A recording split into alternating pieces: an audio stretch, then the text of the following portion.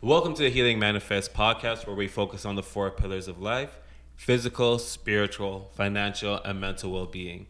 Today for our guest, we have a wonderful health coach, fitness as well, helps a lot of women with getting their confidence as well as getting in shape within their 30s, and she does an amazing job helping people in general. Please welcome my guest for us here today, Jenny Lam. Thank you so much for having me. Thank you so much for coming here. How's your day going? It's going great. I ran a Women's Day event yesterday.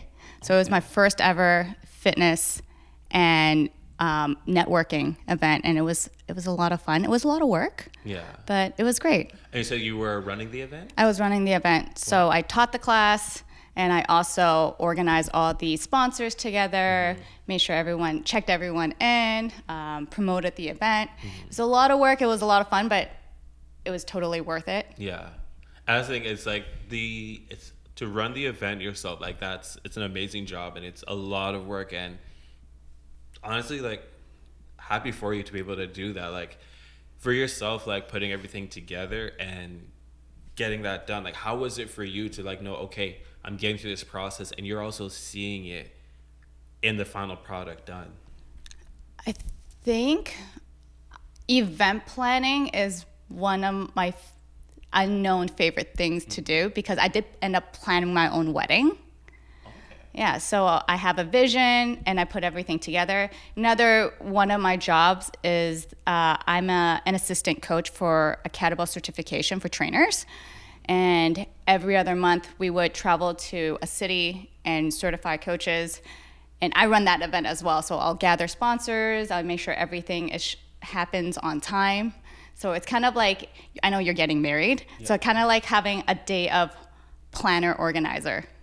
See, and I wish I knew you earlier, because you would have definitely helped with the engagement party, and I might have to get you then. And if you're watching this and you have an event of any kind, wedding, whatever it is, this might be the person to go to. No, that's not my, I love doing it for myself and for my own events and even for my friends, but that's not really my specialty. My specialty is fitness. Yes, and you do a great job. And I actually wanted to know, like, for yourself and your journey to becoming a fitness coach, I saw some stuff with your like social media where you were your waitress previously before, and you got through that journey there. So for those who don't know completely, like, that journey that brought you to being a fitness coach, like, let us know. What inspired me to get into my fitness journey? So for a lot of people, there were like that one aha moment. For me, it's more like a series of moments that led me there. One of the most defining moments of my life happened in my early 20s when I left an abusive relationship. At the time, it felt like the strongest thing I've ever done. And it was. Walking away from someone who made you feel small, unworthy, and powerless took every ounce of strength in me I had. When I finally did it, I realized something. I was stronger than I ever gave myself credit for. For years after that, anytime I went through something hard, whether it was a heartbreak, job stress, or feeling lost, it'll get me through, because I would tell myself, if you can walk away from that relationship, you can get through anything. Then the next defining moment of my life, I was in my late 20s, 28 years old. My boyfriend at the time did some bad things and was incarcerated. I remember we made a promise to each other during the time apart that we will take care of ourselves for each other. And he kept saying to me, babe, you gotta stay strong. So I started asking myself those questions. What does taking care of myself and being strong means? Eventually, I realized I didn't want to just rely on my mental toughness to carry me through these hard times. I wanted my physical strength to match my inner strength. I wanted to look in the mirror and see a strong woman and not just feel like one. That's when I decided to join the gym. At first, I had no idea what I was doing. I would hop on the treadmill, do some cardio, maybe some bicycle crunches, and then peace out. But the more I showed up, the stronger I felt, not just physically, but mentally. The gym became my outlet, a place where I could build myself back up. Eventually, I started following workout videos online, taking fitness classes, started lifting weights. With every set, every rep, and every heavy lift, I felt like I was reclaiming my power. And I think that's why I fell in love with strength training, because it taught me that strength wasn't just about my muscles, it's about my resilience. It showed me that I could rebuild myself after hard times, and I became obsessed with helping other women do the same. So now when I coach women, especially those who feel lost, stuck, or like they've been putting themselves last, I see a part of my younger self in them. I know what it feels like to feel small and powerless, and I know how life-changing it is when you start build strength, both mentally and physically. So my mission is to always help women to tap into that power, to get them strong in the gym, but more importantly, strong in life. And honestly, every time one of my clients tell me she finally set a boundary, left a toxic relationship, changed careers, or started prioritizing herself, it reminds me exactly why I do this work. Because fitness isn't just about how you look, it's about reclaiming your power, and I know that firsthand. Yeah, and like, that's an amazing thing, and it ties so much because, like you said, like, and I love how you specified it with being the strength training aspect of it, because it really does. It teaches you to literally, you're going against your own strength essentially, and you're pushing yourself to get that little bit extra stronger. And there's so much of a mental aspect that you're developing through that process of like, okay, I'm getting through this set. I'm gonna get through this. I'm gonna get this extra one in. And there's so much more of just not just the physical aspect, but the mental aspect that it trains you with. And I could see for yourself, and I could see that tie with those early moments from the early relationship that you were in, and you were seeing your own mental strength, and you were going through that as you grew as well.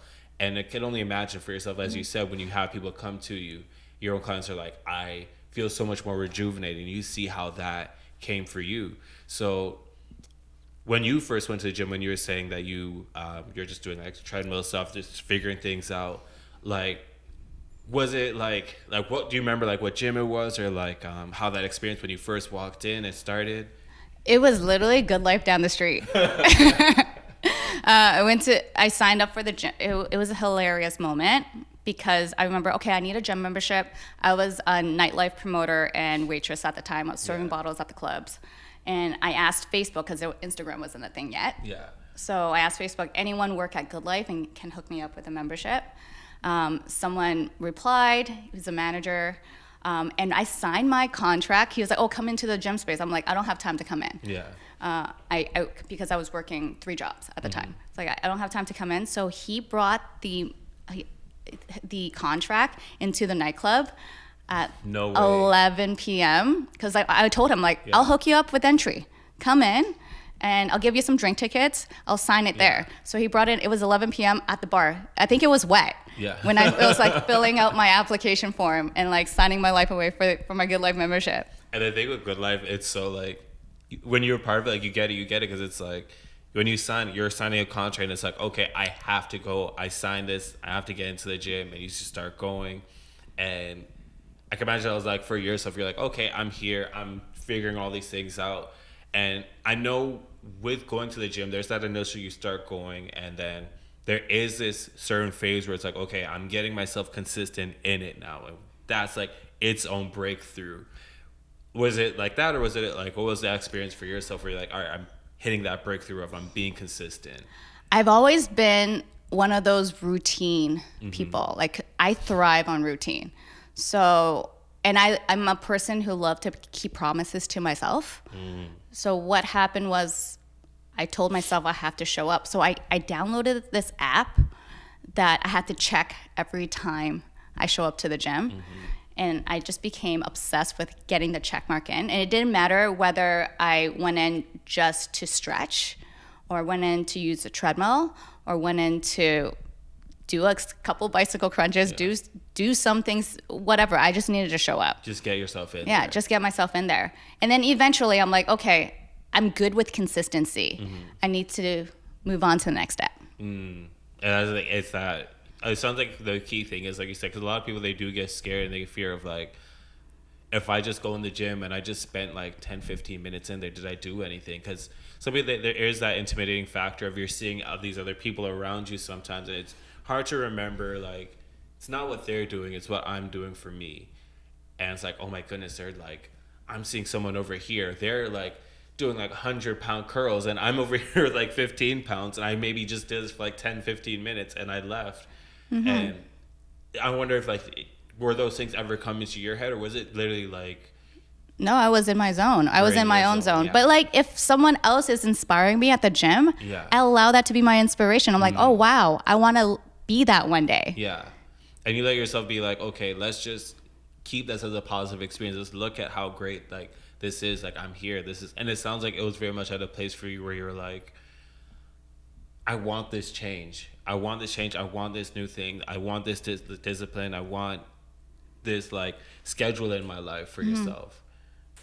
Well, like at the time, my Yeah. boyfriend at the time was incarcerated, so I had all this extra time in my life. So I'm like, I'm gonna use that time on bettering myself. And now you go from at that point then training to you're like, this is you. And how did that even, before I get to like where I wanted to get to next, I want to know where that, like how that felt for you. Where like, okay, I'm training, I'm consistent with it. This is a part of me. This is a part of me that I really enjoy. And even just that, like, wow, I'm loving this. Like, how was that? During that time, while my boyfriend at the time was away, I learned to fall in love with me. And I love my routine. So I remember there was times when we'd be on the phone and he'll tell me his dreams of coming home and when he comes home, what he wants to do. And that's when I realized our lifestyle no longer aligns, right? I'm like, this is not what I want anymore. And it was really hard for me to accept because I was this person's hope on the other side for a long time. So it broke my heart to break it to him when he finally came home that this is no longer what I want. Because I was this light at the end of the tunnel for this person. And that's honestly, it's a tough thing to do when you want. I can imagine for yourself, as you said, like there's a certain level of promise you want to keep to yourself, and I can imagine the promise you want to have for this person. But when you end up having to say to yourself, I just need to, like, I can't do this. I just don't have this for myself to do this. It's a tough thing to do. And I can imagine how it was for you to experience that. So you go from that where you're like, okay, like we're two trees that are branched. We're two trees branching in different ways, and we're gonna still grow. And I'm still happy for you. This is where I'm going.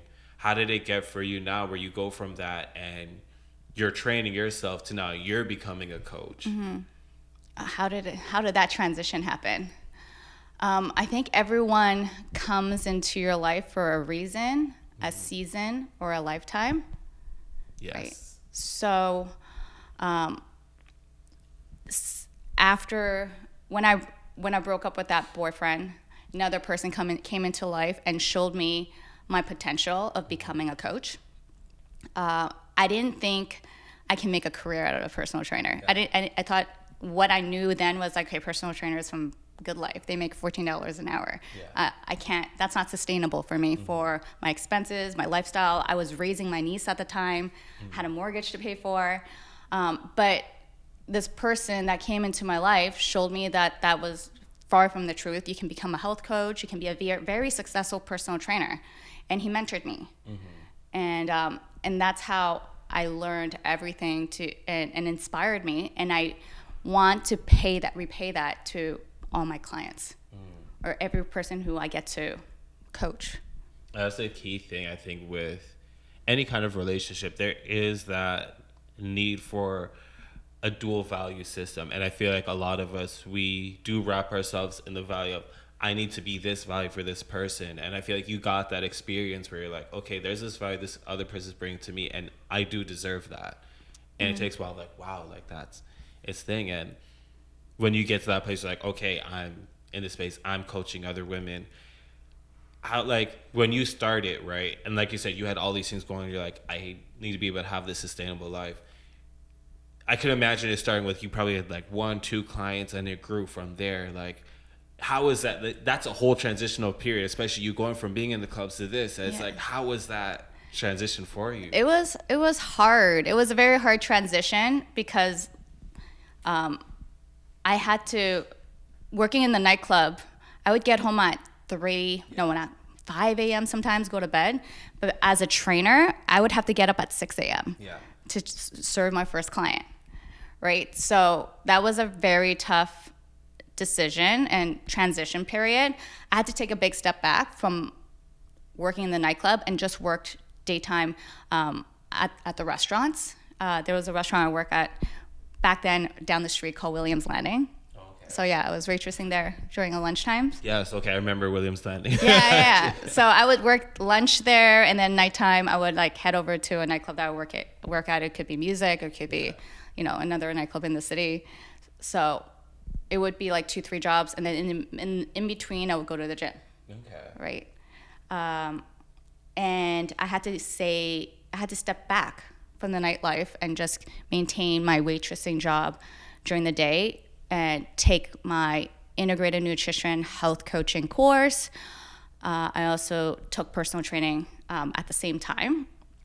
Took a loan. It was very hard.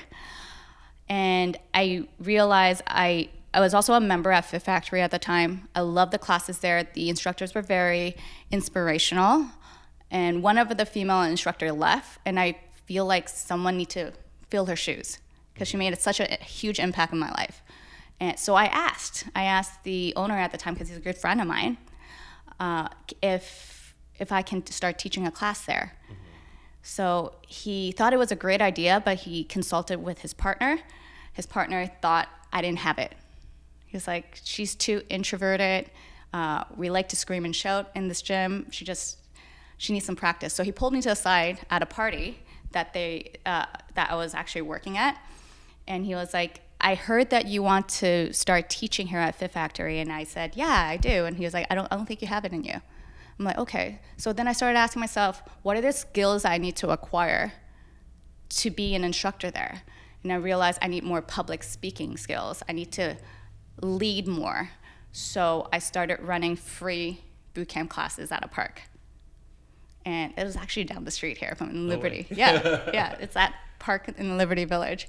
Oh, okay. Yeah. Wow. So free classes, and years of working in the nightlife industry. What I was really good at was gathering a crowd. I knew a lot of people, so I would tell everyone, come out, let me practice, and I would have this big crowd to come out and work out with me for free. And what I also did was I loved to post it on social media. So I'm like, oh, I'm running this free class. And eventually I got my first paid gig running a group class. Wow. Yeah. And I guess was it like you were doing those like individual like classes, and then eventually it was like someone's like, hey, we like what you're doing here. We'll pay you to do this. Yeah. Like over here. Okay. And what's interesting is you did it like you were putting in a lot of work, and you literally just found any time that there was to just put into this. You knew like, I want this. This is something I want to transition my life into. You saw the goal, but there's no way of seeing like where you are today, knowing this is all going to happen. But you're like, I see what's on the other side of this, and I just want that. Well, the whole time I just wanted to help people, right? That was my main driver, because even like during the pandemic, before the pandemic happened, like, in March 2020, we got the call that NBA was canceled, right? Remember that? Oh, the NBA, yeah. Yeah, when NBA was canceled in 2020, that was a big news for everybody. And then all gyms were closed. Yeah. Right before that moment, I was already busy. I was year 3 in as a personal trainer. I had a whole list of clients. My books were already full, right? I was traveling from one client to another, from building to building, training, coaching close clients, and then from 30, 40 clients to 0 overnight, right? Because nobody can train in person anymore. And I had to be innovative. So what I did was I started offering free IG Live workouts. And that brought a lot of eyeballs on me. And at the time, I'm like, everyone is going through something. I just want to help. Yeah. I just want to offer someone workouts free workouts at home, whatever you have going on at home. You can use household items, you have your body weight, you can move, and hope this workout can help you, because it's helping me. You're keeping me, creating a routine for me because you're watching me and you're keeping me accountable, right? And I noticed with that too, like during COVID, online, there was a whole online transition everyone had to try to figure out. And it was how much you figured out, like, took you to where you're going pretty much. And because I noticed that you're also right now you're working with Fit, like the app. Fit, yes. And did that happen like during that period there, or? That actually happened right before. No way. Yeah, it happened before. It was end of 2018 when Michael, the owner of Fit, reached out to me and had this idea of creating this body weight boxing app. It was a boxing app at first. Now it has evolved so much. Yeah. And I said yes to everything, because at the time I truly believe that, I think I read it in a marketing book somewhere, that if you see a brand or a name over 8 times, people just naturally trust you. Mm-hmm. And I want to build trust in the fitness industry because I said yes to almost everything, pretty much everything at the time. And when this opportunity arose, he reached out to me. He found me through a post, a hashtag, through social media that I was boxing. And then we sat down, created this app, right? It was like so many hours of filming, retaking, and then it actually launched during the pandemic. Yeah. So that was so perfect. It was almost perfect timing there. Yeah. It's funny what you were saying with when you see something 8 times. It's funny because I remember when I was in the music industry, there was a similar saying a music manager was saying with me, where if someone hears a song 7 or 8 times, it's in their head. Mm-hmm. So you just have to worry about getting it 7 or 8. So it's interesting how that's a number that kind of works in different fields, but in market, it's all marketing in the same kind of light when you do that there. And when you had that and you have what you're doing as well, you're like, okay, I'm doing the IG live, and you're in that transition growth, and you're seeing how everything ends up working for you. How was that for you, where you go from that experience of, okay, I'm going from 0 clients and I'm still finding things working, and when you're at that near point where COVID was like, where it's ending-ish kind of feeling, like, how was that for you when you're figuring these things out? So during COVID, when I went from fully booked to 0 clients, I had 2 of my mentors. My early mentors are Jason and Lauren Pack from Achieve Fitness, and they have a crazy social media presence now. Well, they did back then too, because they just focus on giving, and they give a lot. So during that time, during one of our mentorship calls, they were encouraging all the trainers to hop on Zoom. Just hop on Zoom, teach your online classes there. And they even offered us free classes to come see what they're doing. And I was inspired that, like, I should move my IG Live to Zoom instead. So that's what I created. A lot of women signed up, and it was very exciting for me to, like, finally make money online versus in person, and being able to make an impact in a lot more people in all over the world. And then a lot of my one-on-one clients put their sessions on pause. So I reached out to each and every single one of them, offered them a free workout online with me, free session online. If they like it, we can continue and use up their sessions. If they don't, we can wait till everything opens up. And 90% of them loved it. So that's how I got busy again. And then another part was I started accumulating a lot of equipment, and I would lug a bunch of equipment to a park and coach my clients at the park too. So that was one thing I was wondering, because I noticed that you have a lot of expertise with the kettlebell. Mm-hmm. And it's one of the things I watched some of the content you had, and I'm like, oh, I could do more with the kettlebell. I never would have thought, right? And I wondered, was that, for yourself, what made you feel like, okay, kettlebell's a good thing that I can use, I can work out so many different things? There's so much you can do with a kettlebell, but also I have 2 different kettlebell certifications that got me here. I think most of the time, it's not just a kettlebell, it's any workout equipment. It could be a med ball, it could be a dumbbell. My background working in group fitness, our expertise is able to look at one equipment and I'm like, okay, there's 20 things you can do with this.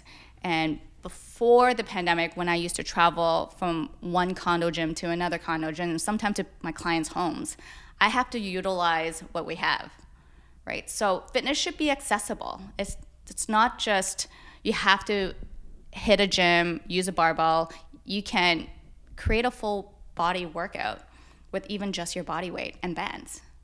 And like I think that's so important because that's one hurdle for a lot of people. They feel like maybe I can't afford a gym membership, but I don't know how to get started with what I have. And it's that part you just said is it should be accessible and figuring out how to make it accessible and having someone such as yourself that helps people figure that out. It does a lot. It does a lot of great work and very appreciative, honestly, for it. So I can imagine for yourself when you have people that come to you and they probably have similar stories that you hear, and for yourself when you're doing it and you're figuring these things out for them, has there ever been a challenge where you're like, okay, for this person I got to figure out something different for them that taught you more of what to do with it? I think with training and programming, everyone needs to be moving, depending on, everyone's different, but for programming wise, you need to push, you need to pull, you need to squat, you need to lunge, you need to hip hinge, and some rotation. So, for example, on my online programs that I offer, I give my audience or my user choices. Mm-hmm. So the warm up is pretty easy. You warm up with your body weight, maybe some bands, and then moving on to, let's say, the main lift, it would be a squat. And it depends on what your body is capable of doing. Mm-hmm. It could be a body weight squat, it could be a goblet squat with a dumbbell or a kettlebell, or if you're a little bit more advanced and you have access to a gym, maybe it's a barbell back squat. And I put all the women for my online programs in a community together. I ask them to film their lifts and then share it in our group chat, so then I can check their form to make sure they're performing it right. So that's just one example, right? Let's say, for example, I'm asking for a pulling movement, a rowing movement. So if they don't have access to cable machines, they could do that with a dumbbell. They could do that with a kettlebell, or they could do that with bands. And what I noticed too with it is for yourself, you found yourself, you had a great niche with helping people who were, especially more so within their 30s. And what's great with it is I see it as like, it happens a lot as we're in that late 20s. We start feeling like, oh my goodness, like my 30s, I'm here. Like, what's going on with what I've done? And we don't realize so much that sometimes your 30s really are kind of like your 20s, but you get to have money with it too. Like there's so much more to enjoy with the 30s there. And what was there for you that made you realize like, okay, I'm revitalizing people in their 30s. Let me like think on that part. That I want to help women in their 30s. Yeah. Because I was that person. Yeah. Yeah. I experienced that because I remember at 29 turning 30, my 30th birthday, feeling so nervous. I'm like, okay, I'm about to enter a decade where I'm not supposed to share my age anymore. Maybe my body is supposed to start failing me. Maybe joint pains will happen. So let me try to preserve that for as long as I can. Mm-hmm.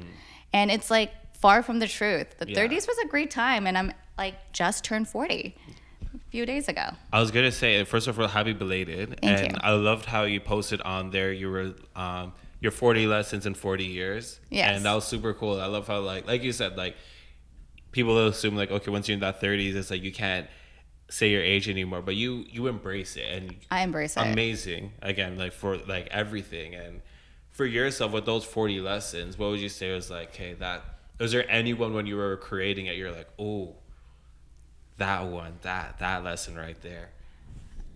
Out of them all, I think it's choosing yourself first, right? Saying yes to yourself, choosing yourself first, and falling in love with yourself, and everything will fall in place. And that's actually a big thing of when it's its own journey and we start to fall out of love for ourselves. I feel like sometimes as we get older, and it's accepting like, hey, like I'm me, and like there's so much that there is of experience of value that is me through these years, and we all face it. And It's so true. Honestly, it's a big fact that you bring up there. I was gonna say with it too, like I imagine with everyone that you're working with, right? You are also a certified health coach, and you do a lot of work with nutrition as well. With people that you work with, like be it with not just fitness, but even for nutrition as well. What are some like misconceptions that you hear or you see? There's a few misconceptions. One of them would it honestly depends on the person's height and size, but oftentimes I hear women have to cut their calories drastically. Let's say they have to cut it down to 1,200 calories as a calorie deficit, which it really depends on the size and the height of the person. If the person, let's say, for example, the woman is 5'8", 1,200 calories is not, it's too low, right? Or another misconception would be cutting out carbs completely, or a whole macronutrient, for example. And our body needs carbs because it's a primary source of energy. Yes. And it's just, at the end of the day, it's all about educating them why we need each and every macronutrient.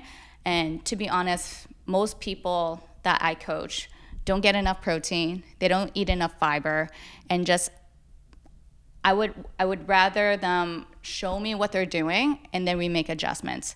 Like I also don't believe in handing someone a meal plan and tell them that you have to follow this or else, because what if it's not sustainable? We live in Toronto. It's a very diverse city. Yeah. So we have to incorporate culture in there, right? So We're gonna want the food that we grew up on. exactly, right? But how can we incorporate that while meeting our goals, right? What adjustments do we not need to make?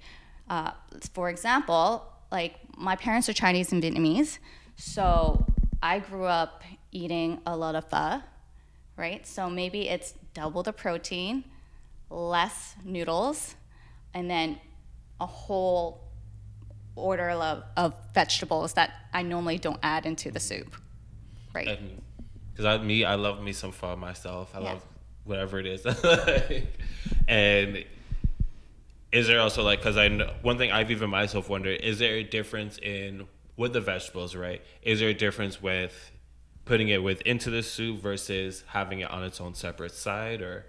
No, it doesn't matter. I think at the end of the day, it's like as long as you're getting the vegetables, don't overcomplicate it. And that's actually a big thing. Like with a lot of times we see meal plans. There's so much different types of meal plans. When we see things very flat, like just very, for lack of a better word, just out there, just like, okay, I have to do these things. And that is where it's important to have someone such as yourself, who is a fitness coach, who's a health coach as well, my apologies, to be able to say, okay, we're not going off of what Google is saying here, because Google is just giving you a very flat base. We're going to work with you, how you eat, what's going to work for you.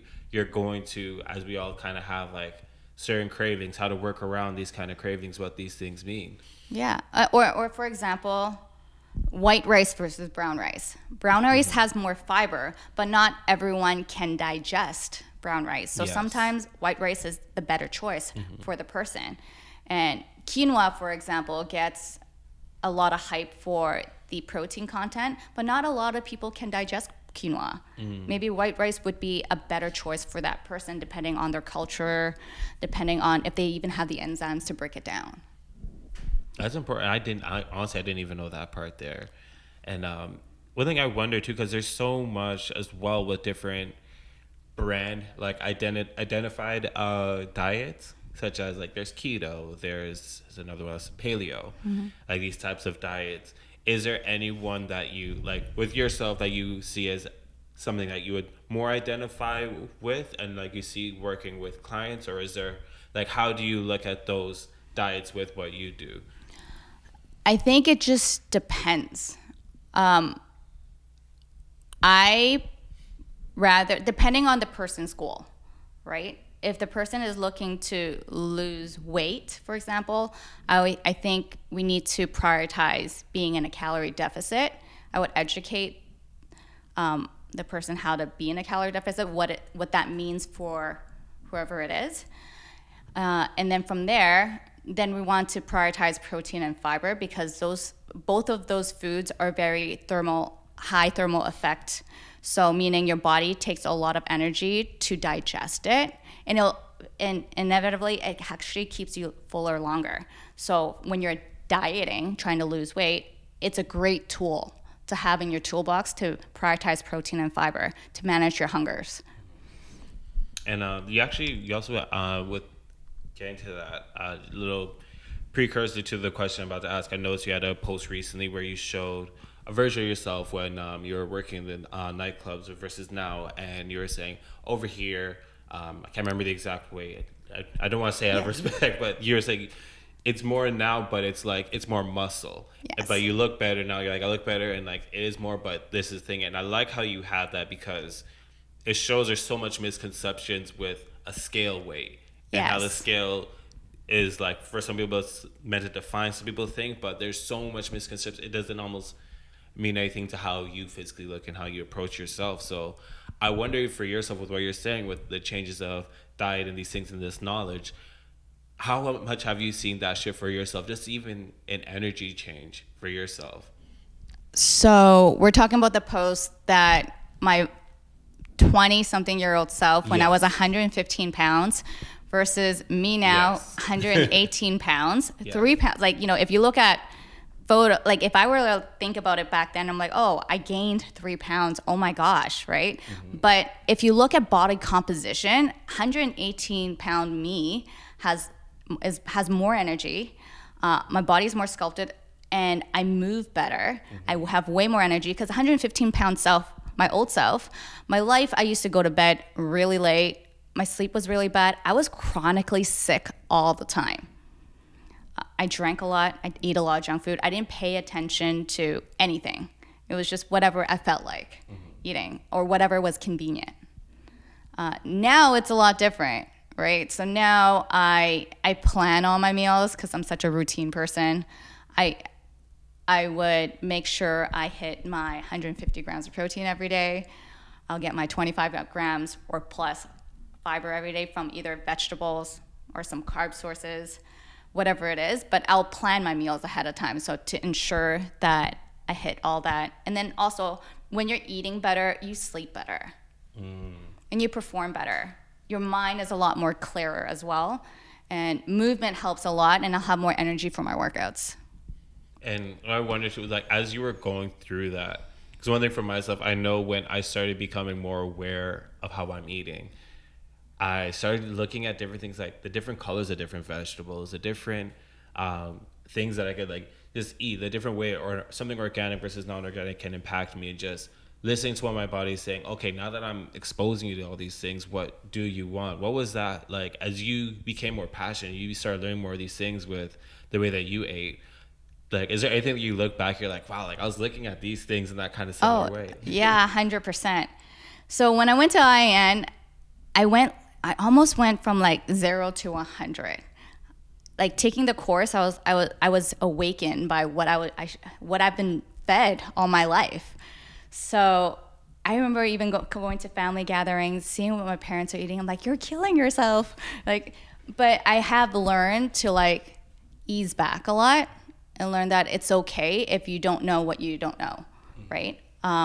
And meeting people where they are. Now, like, I still eat mostly organic, but there's also, the environmental working group. They create a great list every year. The Dirty Dozen, Clean 15. Try to eat like organically for the Dirty Dozen, and then the Clean 15. It's your choice, right?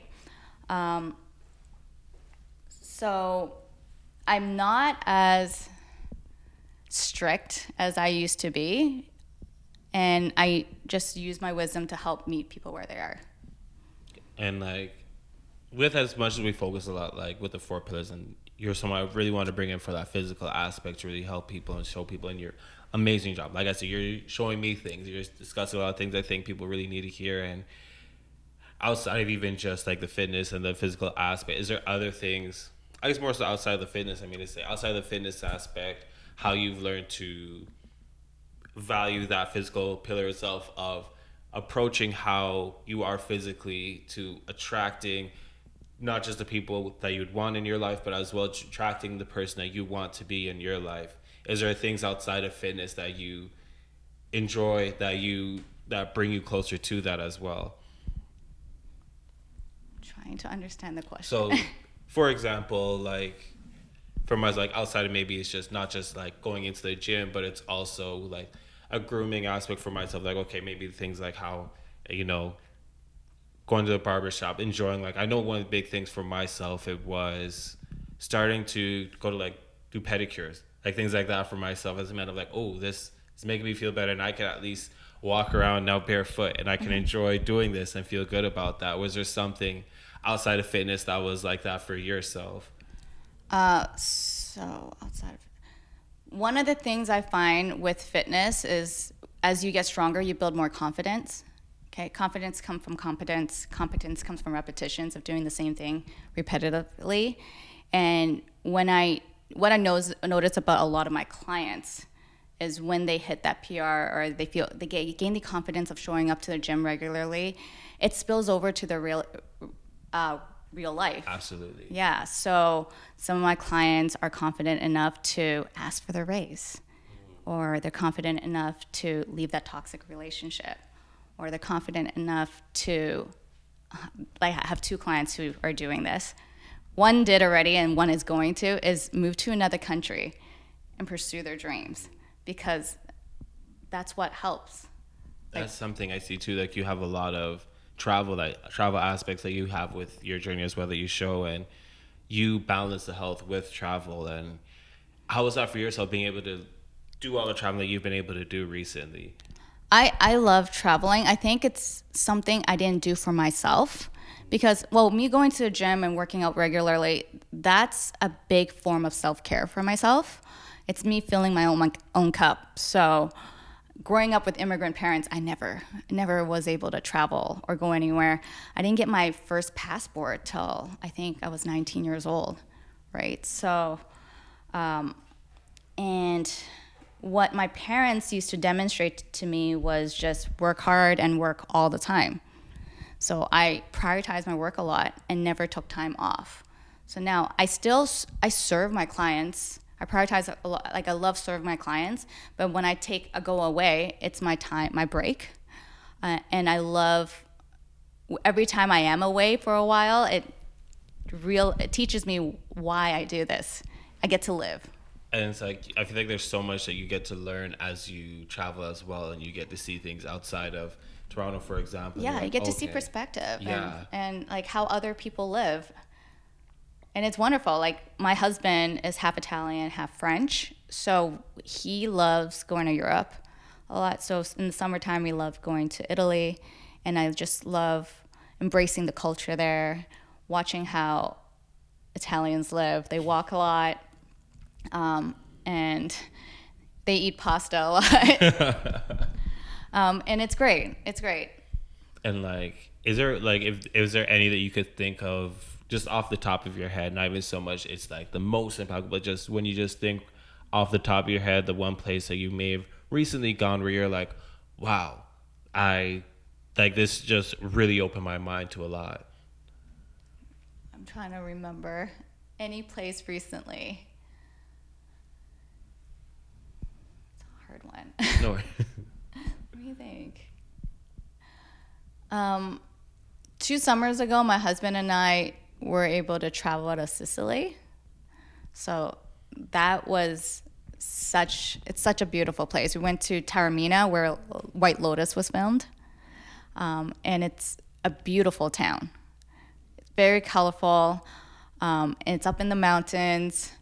So we went to this coffee shop called Bambar almost every day for their famous, one of their desserts that they have, and they always have lineups out the door, but everyone who goes there are happy.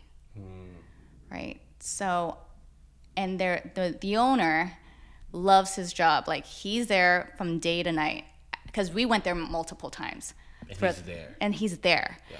If there's children at your table, he'll carry the child, bring them in, and let them choose their flavors. Yeah. So And I love that. I think at the end of the day, like whatever you choose as your career or for your job, you should love what you do, right? And it just reminds me of why I do what I do, because even though I work every day, it doesn't feel like work. Yeah. And I think that's a huge thing, is you want to do what you're passionate about. It's your life at the end of the day. If you feel like you're being dragged through, it's not fun compared to just loving it. If you have Sunday scaries, or you dread Monday, then you need to ask yourself those hard questions. Yeah.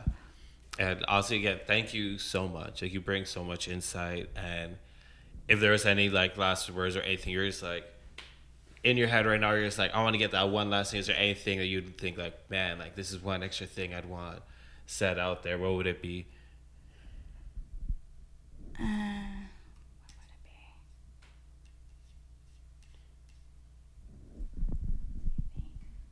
It's a good one. I wasn't prepared for this. No worries. Remember, I edited this. You're good. It's like a last message to like your like clients, maybe, or. I would say take your first steps, whatever it is. You know, sometimes whatever scares you